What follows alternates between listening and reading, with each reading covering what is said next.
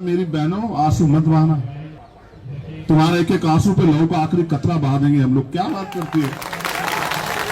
आंसू मत बहाओ। देखो, दिल्ली में पैर रखने की जगह नहीं मिलेगी। दिल्ली के लोग जय जयकार करेंगे। मेरी बात अगर तुम्हें लग रही है कमजोर, पहले तो ये सब लोग सीनियर लोग जानते हैं कि मैं कोई बात हल्की कहता हूं क्या? बताओ, वजूद से ज्यादा नहीं कहता। इतिहास गवाह, मैंने 5 लाख लोग उतारे यहाँ। झूठ फैलाना बंद करो कि ये जाट समाज के बच्चे हैं, ये हरियाणा के बच्चे हैं, ये देश के। जब ये मेडल लाए थे ना, तब ये देश के ही थे, आज भी ये देश के ही है। क्यों भाई, देश के हो या नहीं हो? देखो, जातीय व्यवस्था तो इस देश में है और आदमी को पैदा होने के बाद पता लगता है वो किस जाति में पैदा हो गया। नमस्कार, आप देख रहे थे जनता लाइव। मैं हूं आपके साथ रवीना। आज 8वें दिन हम आपको जंतर मंतर की तस्वीर दिखाना चाहते हैं। आजाद समाज पार्टी के जो अध्यक्ष हैं चंद्रशेखर आजाद, वो आज यहां पर खिलाड़ियों को अपना समर्थन दिखाने के लिए आ गए हैं। अपने पूरे समर्थकों को लेकर आज वो अपना यहाँ समर्थन दिखाने हैं। यहाँ आप देख सकते हैं कि अब उनका भाषण शुरू हो गया। हम दिखाना चाहेंगे कि वो क्या बोलना चाहते हैं खिलाड़ियों के समर्थन में। इस आंदोलन के बारे में 2 चीजें जाननी पड़ेंगी। पहली ये कि ये आंदोलन सिर्फ जो सरकार आज चेहरा दिखा रही है कि जाटों का आंदोलन है, ये अच्छा नहीं है लोकतंत्र में कि जाट खिलाड़ी। अगर आज ये जाट खिलाड़ी हैं तो कल इन्हीं जाट खिलाड़ियों के जब ये गौरवान्वित करे देश पे, तब भी तो आप तालियां पीट रहे थे। तब कुछ क्यों नहीं हुआ? आज अगर वो अपनी मांग को लेके बैठे हैं तो आप उनको जाति के चश्मे से देख रहे हो, धर्म के चश्मे से देख रहे हो। देखो, मैं इनसे भी कहना चाहता हूं, पहले इनसे स्पेशली कहना, ये बहादुर लोग रोते नहीं है।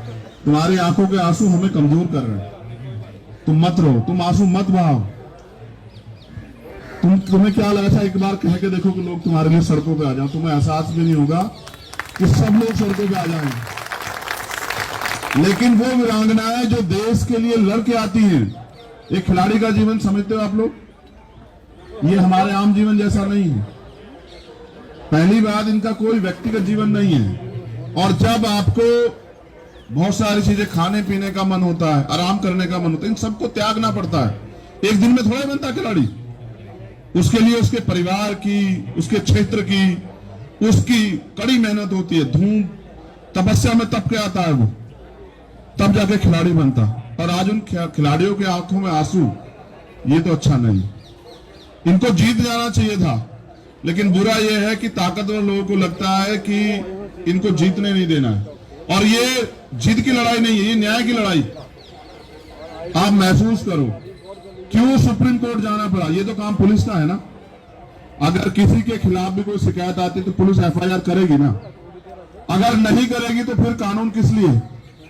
हम एक लोकतांत्रिक देश में रहते हैं, अनेक पार्टियां, अनेक जाति हैं, अनेक धर्म हैं, लेकिन लोकतंत्र की खूबसूरती यह है कि आलोचना भी हो, विरोध भी हो, समर्थन भी हो और संघर्ष भी हो।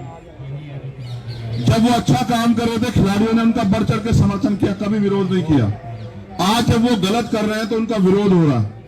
नैतिकता तो ये कहती है कि जिस व्यक्ति पे आरोप है उसको खुद पर से इस्तीफा देना चाहिए। देखो, मैं वकील भी हूं और हमने बहुत सारे मामले देखे, बड़े से बड़े मामले। मैं स्पष्ट कर देता हूं, ये लड़ाई किसी जाति के प्रति किसी जाति की नहीं है। दोबारा कह रहा हूं, ये लड़ाई हमारे देश के गौरव, हमारी बहनों की, बच्चियों की, भाइयों की और उन ताकतवर लोगों से है जो नहीं चाहते कि बेटियां देश पे गौरव करें। देखो, यहां हरियाणा के ज्यादा लोग मुझे दिख रहे हैं, खाप के सम्मानित लोग भी हैं, हमारे नेतागण भी हैं।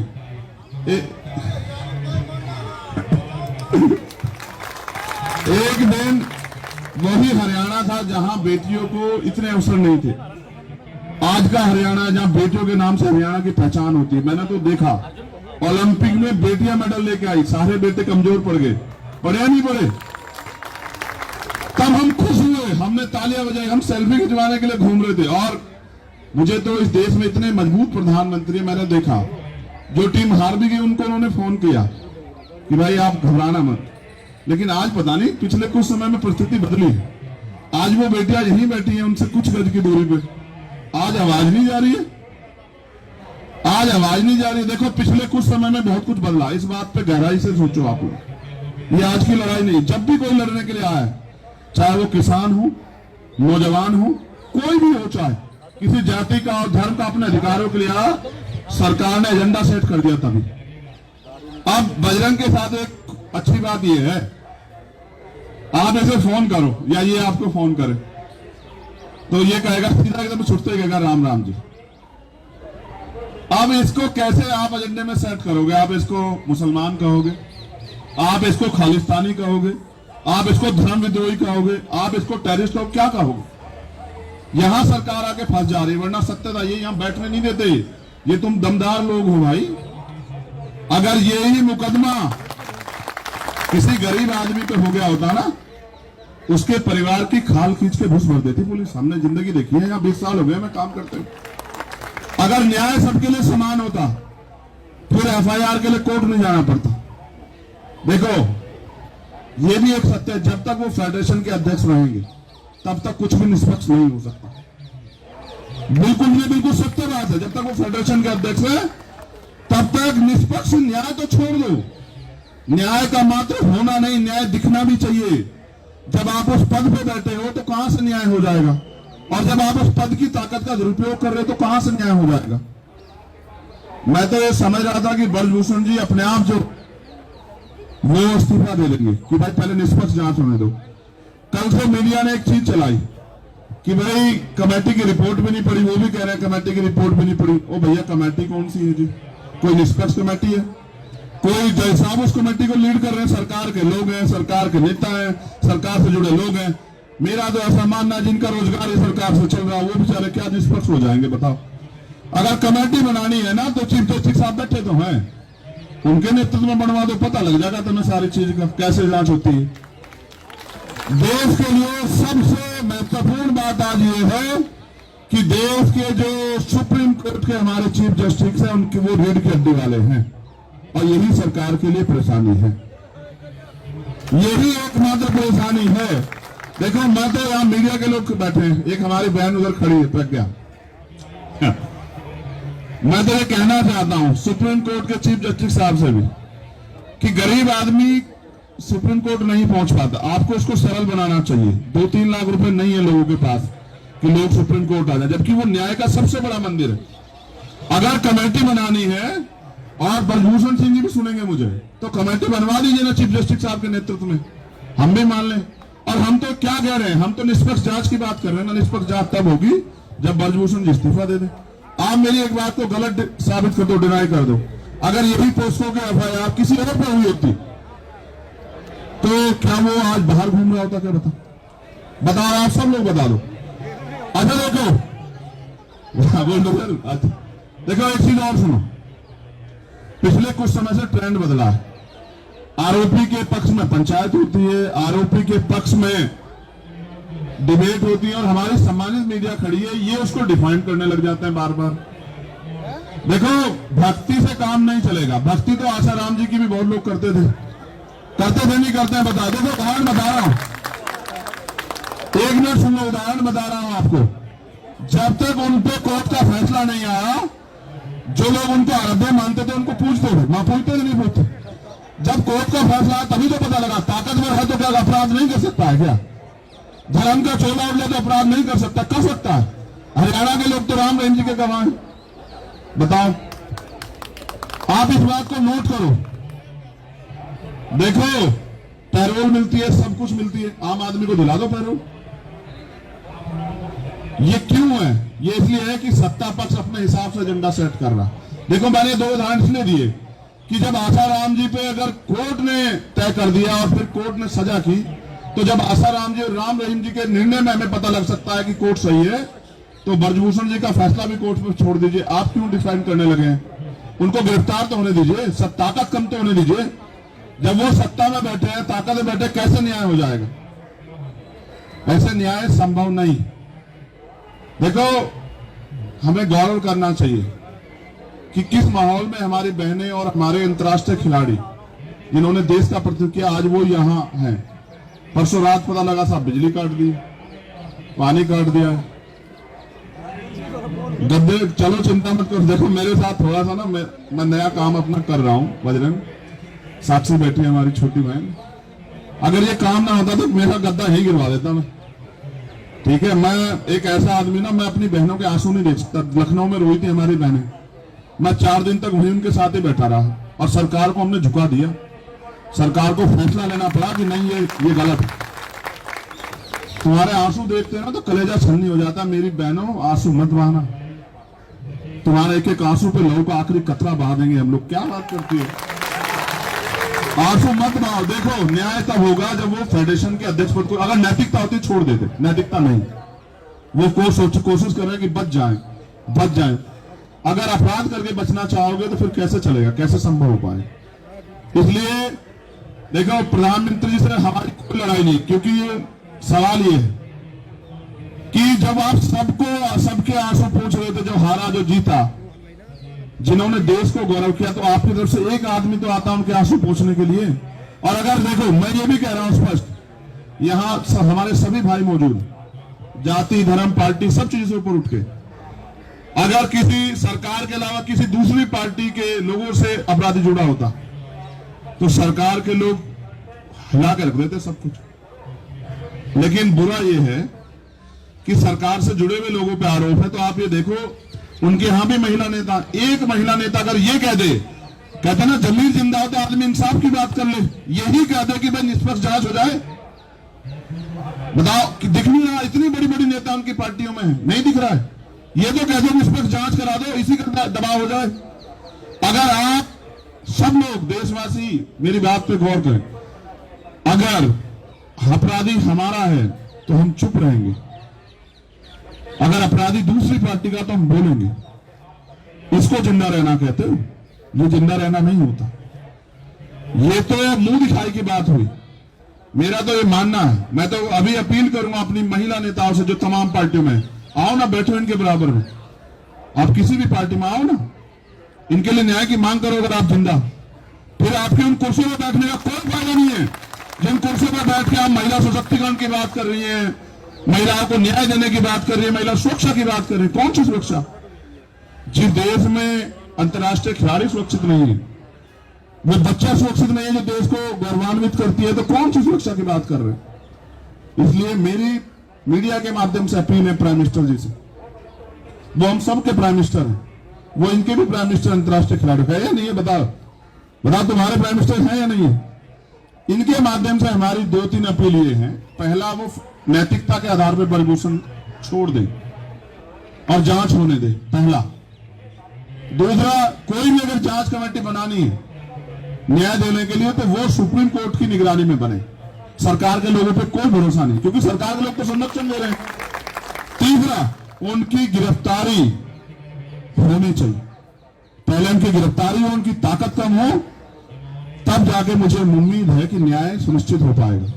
और बड़े पैमाने पर चौथी बात, ये झूठ फैलाना बंद करो कि ये जाट समाज के बच्चे हैं, ये हरियाणा के बच्चे हैं, ये देश के, जब ये मेडल लाए थे ना तब ये देश के ही थे, आज भी ये देश के ही हैं। क्यों भाई, देश के हो या नहीं हो?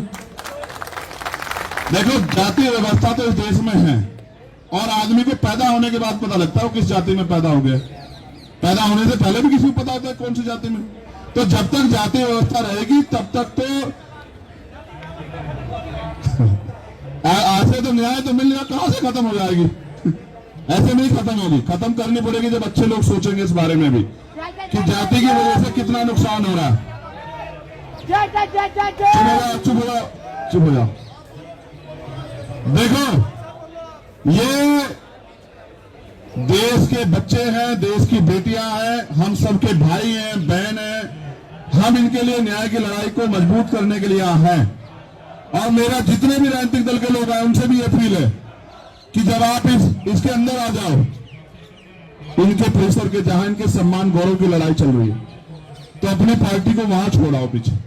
आपके नारे इनके आंदोलन को बदनाम ना कर दे, इस बात का भी ध्यान रखना है आपको। क्योंकि सरकार के लोगों का एजेंडा है, वो किसी भी तरह से आंदोलन को गलत साबित करने के लिए तमाम तरह के प्रयास करेंगे। कोई नारा उनको ही आदमी आके लगा देगा और वो कहेंगे देखो जी वहां तो ये हो रहा है। यहां सिर्फ एक चीज हो रही है कि देश की वीरांगनाएं, देश का गौरव, देश का युवा, देश का नेतृत्व करता जमीन पर बैठ के अपने हक की लड़ाई लड़ रहा है, दिल्ली में बैठ के लड़ रहा है, और देश के हुक्मरान कानों में रूल डाल के चैन से सो रहे हैं। और ये किसी भी मुल्क के लिए अच्छा नहीं। अगर आज हम लोग नहीं खड़े हुए, कल आने वाली पीढ़ियां हमसे सवाल पूछेंगी कि जब वहां विनय, साक्षी, बजरंग और तमाम हमारे भाई बहन वहां बैठे थे, तब आप लोग घर में चैन से कैसे सो रहे थे बताओ? ये वो देश है जहां बेटियों को पूजा जाता है, जहां उनकी पूजा होती है। उसी देश में इनके आंसुओं का जवाब है क्या सरकार के पास? ताकतवर लोगों के पास जवाब है क्या इनके आंसुओं का? कौन देगा जवाब? मैं बस ये चाहता हूं, हमारी एक ही मांग है कि इनकी मांगों को सरकार सुने। ये लड़ाई सिर्फ एक ही लड़ाई न्याय की। और अगर ये इतना विवाद चलता रहेगा आपस में तो बताओ कैसे आएगा मेडल? आ जाएगा? जब ये मानसिक रूप से डिस्टर्ब रहेंगे तो कैसे आ जाएगा मेडल? और मेडल नहीं आएगा तो फिर क्या करोगे? फिर दूसरे देश वालों को पकड़ के अपने देश का बना लोगे क्या? कहोगे ये भारत का रहने वाला था पहले है? नहीं, ये गलत है। इसलिए इनकी जायज मांगे हैं, इनकी जायज मांगों पे सरकार को अपना रुख स्पष्ट करना चाहिए। और सबसे पहले पुलिस से भी मेरा ये अनुरोध है कि भाई आपको आरोपी को गिरफ्तार करना चाहिए, उसको जेल में डालना चाहिए, और फिर कोर्ट के जरिए, जांच के जरिए जो आए उस पर काम होना चाहिए। और तमाम नेताओं से मेरा ये अनुरोध है जो सरकार में है या सरकार से बाहर है कि वो अगर कुछ नहीं कर सकते सरकार के लोग तो कम से कम इनके लिए जांच की मांगी कर दो, या इतना भी नहीं कर पाओगे तो जिंदा रहना सिर्फ एक संत कह के गए कि सिर्फ सांसों का रुकना मौत नहीं होती, जिनका जमीर मर जाता वो भी मर जाता। मैंने उदाहरण के तौर पर आपको बताया कि हम मान रहे हैं कि वो सही हो सकते हैं, लेकिन कोर्ट ने तय किया कि हरियाणा के एक संत, जो संत नहीं थे, संत तो दुनिया के लिए जीता है, मानवता के लिए जीता है, लोगों के लिए जीता है, लोगों पे उपकार करता है। जो शोषण करता है वो संत नहीं होता, वो ताकतवर नहीं होता। इसलिए मैं अपनी बहनों से कहूंगा हार ना माने, खड़े हो जाओ, जरा एक बार खड़े हो जाओ, आ जाओ, खड़े हो जाओ, तुम भी खड़े हो जाओ। इनका धन्यवाद करो सब लोग कि ये लोग अपने हक के लिए लड़ रहे हैं, और जोर से ताली बजा के धन्यवाद करो। उसका कारण है अगर आज हम लोगों ने इनका हौसला नहीं बढ़ाया, मैं खाप के लोगों का धन्यवाद देता हूं जिन्होंने तय किया कि नहीं न्याय मिलना चाहिए। अगर आज हमने इनका हौसला नहीं बढ़ाया तो कल कोई अपने हक के लिए सड़क पर नहीं आ पाएगा। और अगर इस देश में मांगने से कुछ मिल जाता तो हर व्यक्ति ताकतवर हो जाता। यहां तो लड़ना पड़ता है, छीनना पड़ता है। हमने बहुत आंदोलन देखे और इतिहास में सबसे बड़ा आंदोलन किसान आंदोलन है। 700 लोगों ने कुर्बानी दी तब जाके हम लोग उसे जीते। इसलिए आपसे अपील है बहादुर भाइयों बहनों, एक तो रोएगा नहीं तुम में से कोई। मैं ये भी जानता हूं कि तुम भावुक होकर रोती हो, घबराती नहीं हो, शेरनी हो वैसे तो हमारी बहादुर बहनों, लेकिन रोना नहीं है।